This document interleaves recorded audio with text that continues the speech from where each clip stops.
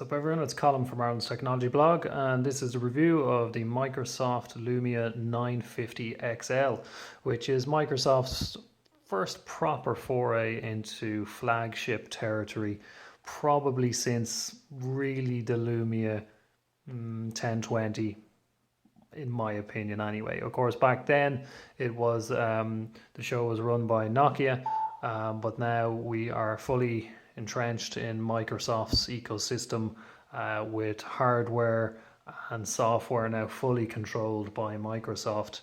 The device, it is a flagship. It looks very nice. It feels very nice. But it's now very samey in terms of what's out there on the market.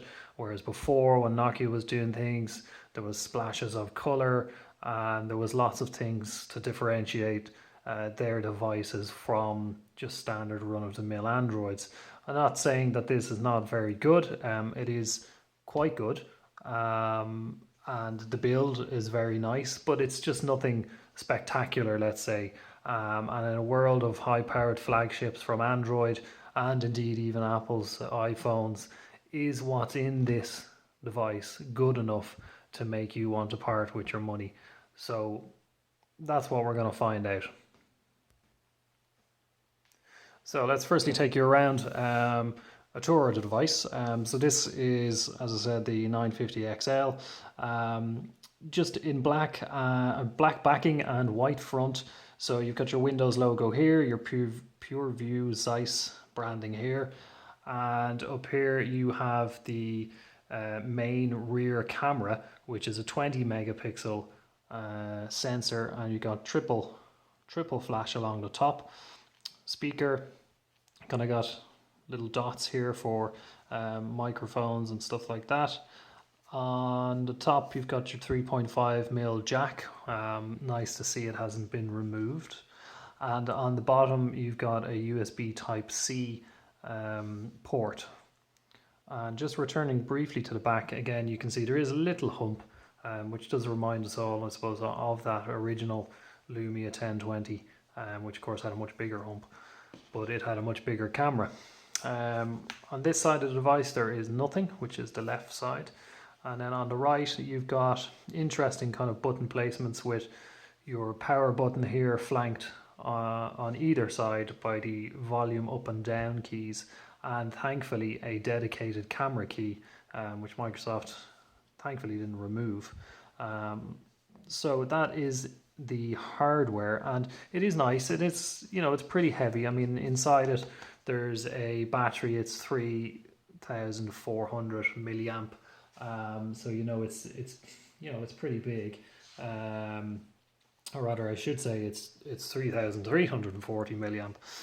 So it is a big battery, and it gives it a little bit of weight, which is good. I really can't stand devices that are too light, because on any sort of windy day the device is almost flapping in your hand, especially when they're big, large devices like this. On the rear, I forgot to mention, there is a 5 megapixel camera, so you know it's not a huge camera, but you know it's fine. Sorry, I should have said on the front, not the rear. The rear has the 20 megapixel. Internals, you've got Qualcomm's Snapdragon 810 processor. It's a quad core. It's got Adreno 430 GPU inside, so you know it is powerful. It's right up there with most high-end devices in terms of running applications and running games. That doesn't necessarily mean you're going to get the applications you want, but we'll come back to that in a few moments. Interestingly, this one is liquid cooled inside, and that's so that it can handle some of the some of the more processor intensive tasks that you might want to make the phone do, especially if you do opt for additional kit such as the display dock here, which again we will come to later on.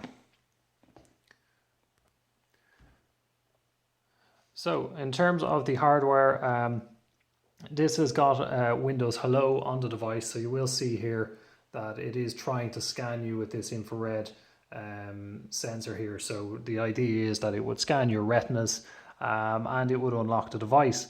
And that works fine if you do not wear glasses. I do, so unfortunately in most cases I have to have the device practically pushed against my face, or it won't do it. Microsoft are going to try and improve that over time, but any sort of glare on your lens, on your glasses lenses, makes it an issue. So in most cases, you just end up flicking up like that and using your pin.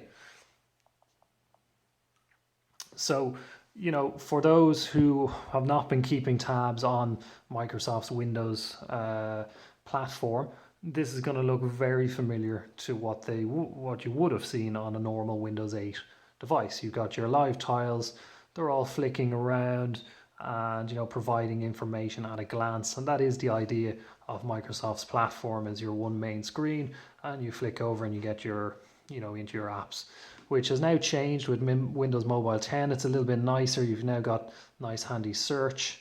In terms of the main home screen, the bigger devices, you can now add extra rows if you want. This could become a smaller tab or a smaller tile, and now I could have a fourth one in there if I wanted as well. In terms of, has Windows 10 made a huge amount of difference to this overall design? Not particularly. I mean, it's still lovely. It's still one of the nicest operating systems you can look at. But in terms of using, it's still not brilliant, let's say. So you go into something and every screen will have this, every app will almost have a little circle and another circle, and loading circles all over the place, or a splash screen. It'll be a splash screen or it'll be a loading circle. So it's a little bit annoying in that regard, but it's not too bad. You can live with that, and if you have lived with this throughout your Windows phone experience or life, you'll be well used to it. So along the bottom, you've got your software keys, and long pressing will bring you into the multitasking display. So you can hit X and close whatever you want to close. Obviously not the actual desktop one. Pull down notifications. Now improved. You've now got much more up along the top, or you can expand, collapse as you see fit. Flick on your flashlight. So it's all now much more, let's say, aligned with Android in that regard. You've now got lots of stuff, and you can swap in and out some of these as well. Notifications would appear down here on the bottom, and again you can swipe them away individually if you like. Settings has changed a good bit. It's now got a much nicer look. You've got nicer iconography along the side. You can go in and personalize your start screen. You've got options in here to change how it looks, tiles transparency, all kind of stuff you will be familiar with. Lock screen again, it's all very similar, but everything has just been refreshed and just made nicer. So I'm not going to go into that too much, to be honest, because there's not a huge amount different to warrant that. In terms of the camera, it's a very nice camera. It takes very good pictures, and it is, just get that to focus on the Microsoft. It's quick enough. There are certain things that I didn't like about it, in that sometimes it's a little bit unresponsive. So clicking this, often it resulted in nothing happening, but thankfully now this time it has happened. But many times when I would click that edit, nothing at all would happen. But that's that's might be just a thing with this unit. But you've got the usual Lumia camera that everyone knows and everyone loves. You can mess around with your sliders, and you can get some fantastic results, especially in low light, with open shutter speeds that you can play around with. So it's very good in that regard. Photographs, again, you're gonna see some really nice images. Just some ones I took while out and about. You know, very, very nice, good quality, nice, nice depth to them. And you can see even on some of them then on the rich capture, you will get like a little moving preview. So very good overall on terms of the camera front. The only major aspect for me that I really didn't like about the 950 XL is basically the lack of the apps that I need for me personally. There's a lot of local apps, especially here in Ireland, and I'm sure plenty of people in other countries have noticed it as well. But there's a lot of local apps that are missing, banking apps, or just kind of smaller niche apps that mean something to a given user. And while they're there on Android and maybe iOS, they're just not there on this. And even the apps, the big name apps that are here, such as Twitter, for some reason, Twitter have decided to make their app on Windows Phone completely different to their iOS or their Android app. And you've got a bit of a dog's dinner in relation to Twitter. It all works fine, it's pretty good, but you got a massive amount of wasted space up the top. 2 tweets just about, on display. So it's a bit of a mess. Same with the Facebook app, which, it just doesn't work as good as the other systems. It's slow, and it's, there's a lot of waiting. Microsoft Edge is fine for the most part. It works pretty quick. It's a nice browser. No real complaints there. But given that this is a Snapdragon 810, it's just not as quick or as snappy as I would like it to be when comparing it to a Snapdragon 801 on an Android device. Like, it's got 3 gig of RAM, so it kind of should be quicker, and this is probably just mainly software optimizations, to be honest. But Microsoft really need to take a look at that, because there's just too much of this loading time going on. It wasn't too bad in that case, but in other apps there's just too much of that going on, and it really needs to be addressed. So overall, I'm very happy with this device. Would I spend my own personal money on it, which is, it's a very expensive phone? No, I wouldn't. If Microsoft sent me out one, would I use it? Yes, I would. But if I had the choice, I would spend my money elsewhere. But the 950 XL is a very nice device. And if you want something a little bit different, it's definitely one to look for. So to quickly just show you the options you can get with this, is you can get the display dock. Well, this is the mouse, first of all.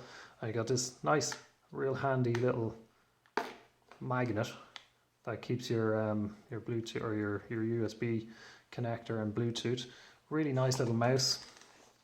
You've got your display dock here, which will let you connect the 950 XL up to a big screen and effectively run Windows 10 from your 950 XL on a big screen. You've got 3 USB ports, USB Type-C, DP port, and a HDMI port. So it's very good, and it does work really well.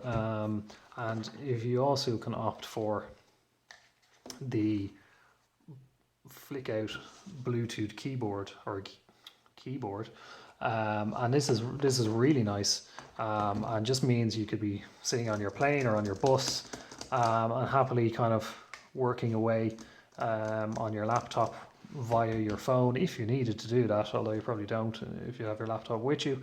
But it's really nice. You can have this sitting on your desk, and it can just kind of augment your experience. So these are just kind of optional extras that you can get for your 950 XL, if you like, or indeed the 950. But out of the 950, which is the smaller one, or this bigger 950 XL, the XL would be the one I would recommend you save up that little bit extra for if you're gonna spend your cash on it. So this is the 950 XL. Stay tuned to aaronsTechnologyblog.com for more news and reviews coming soon.